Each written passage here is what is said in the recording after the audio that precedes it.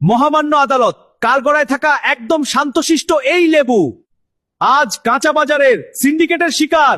কি নেই লেবুর কাছে? উচ্চ ভিটামিন সি, রোগ প্রতিরোধ ক্ষমতা, হজম সহায়তা, আয়রন শোষণ বাড়ানো, ত্বক উজ্জ্বল এবং ওজন কমানো সহ বিভিন্ন রোগ প্রতিরোধ করে এই ছোট্ট লেবু।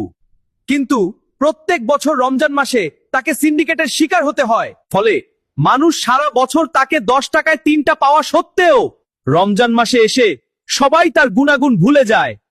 কারণ একটাই, বাজারের সিন্ডিকেটরা রমজানে এসে লেবুর দাম এমন পর্যায়ে নিয়ে যায় যা সাধারণ মানুষ নয়, কোটিপতিরাও লেবু কিনতে হিমশিম খায়।